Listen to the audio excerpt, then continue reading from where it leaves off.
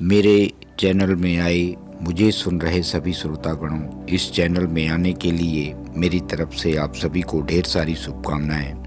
और इन्हीं शुभकामनाओं के साथ आज मैं आपको स्वर विज्ञान के माध्यम से अपने इस बिगड़े हुए जीवन को कैसे सुधारें, या फिर मैं यूं कहूं कि कौन से स्वर में कौन सा काम करें जिससे हमारे द्वारा किए हुए सभी कार्य साकार होने लगें।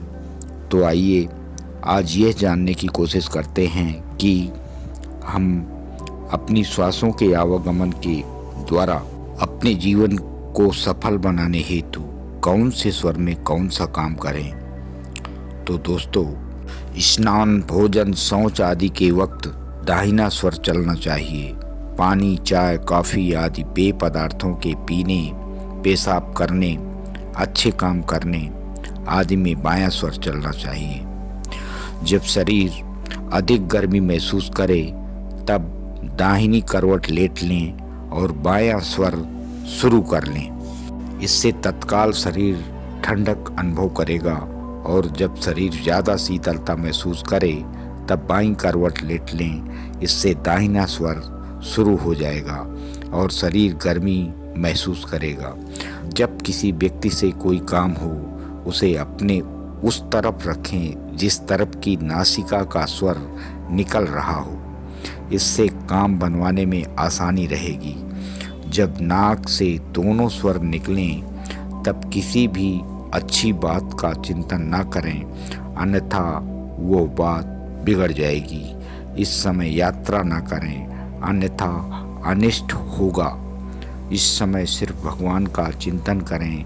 इस समय ध्यान करें, ध्यान जल्दी लगेगा। दक्षिणायन शुरू होने के दिन प्रातः काल जागते ही यदि चंद्र स्वर हो तो पूरे 6 माह अच्छे गुजरते हैं। इसी प्रकार उत्तरायण शुरू होने के दिन प्रातः काल सूर्य स्वर हो तो पूरे 6 माह अच्छे गुजरते हैं। कहा गया है, करके चंद्रा मकरे भानु। रोजाना स्नान के बाद जब भी कपड़े पहनने पहले स्वर देख लें और जिस तरफ स्वर चल रहा हो उस तरफ से कपड़े पहनना शुरू करें, और साथ में ये मंत्र बोलते जाएं, ओम जीवम रक्ष। इससे दुर्घटनाओं का खतरा हमेशा के लिए टल जाता है।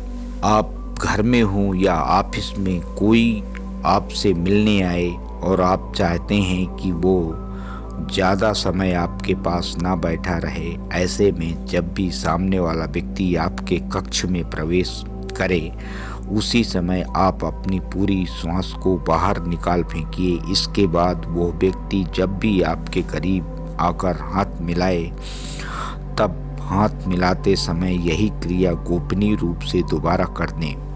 आप देखेंगे कि वह व्यक्ति आपके पास ज़्यादा बैठ नहीं पाएगा।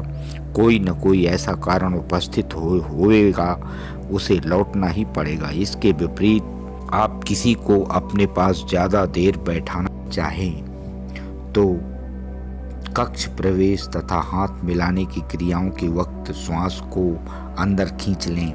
ऐसा करने पर जब आपकी इच्छा होगी तभी वो व्यक्ति वापस जाएगा।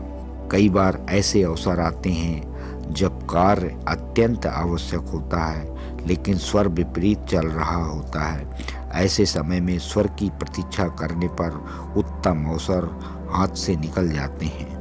अतः स्वर परिवर्तन के द्वारा अपनी अभीष्ट की सिद्धि के लिए प्रस्थान करना चाहिए या कार्य प्रारंभ करने चाहिए। स्वर विज्ञान का सम्यक ज्ञान आपको सदैव अनुकूल परिणाम प्रदान करवा सकता है।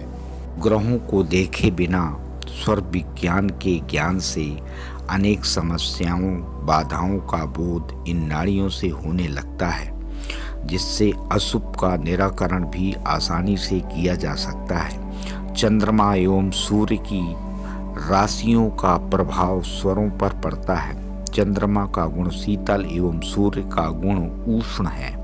शीतलता से स्थिरता, गंभीरता, विवेक आदि गुण उत्पन्न होते हैं और उष्णता से तेज, शौर्य, चंचलता, उत्साह, क्रियाशीलता, बल आदि गुण पैदा होते हैं। किसी भी काम का अंतिम परिणाम उसके आरंभ पर निर्भर करता है। शरीर व मन की स्थिति चंद्र व सूर्य पर अन्य ग्रहों एवं नाड़ियाँ भली भांति पहचान कर यदि काम शुरू करें तो परिणाम अनुकूल निकलते हैं। स्वर वैज्ञानिकों ने निष्कर्ष निकाला है कि विवेकपूर्ण और स्थायी कार्य चंद्र स्वर में किए जाने चाहिए, जैसे विवाह, दान, मंदिर, जलाशय निर्माण, नया वस्त्र धारण करना, आभूषण खरीदना, शांति अनुष्ठान कार्य, व्यापार, बीज बोना, दूर प्रदेशों की यात्रा, विद्यारंभ, धर्म यज्ञ, दीक्षा, मंत्र, योग, क्रिया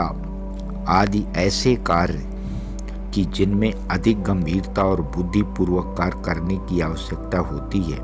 इसलिए चंद्र स्वर के चलते इन कार्यों का आरंभ शुभ परिणामदायक होता है। उत्तेजना, आवेश और जोश के साथ करने पर जो कार्य ठीक होते हैं उनमें सूर्य स्वर उत्तम कहा जाता है। और अंत में उपर्युक्त मैसेज को जन कल्याण हेतु लाइक, सब्सक्राइब और शेयर करने के लिए मेरी तरफ से आप सभी को बहुत बहुत धन्यवाद।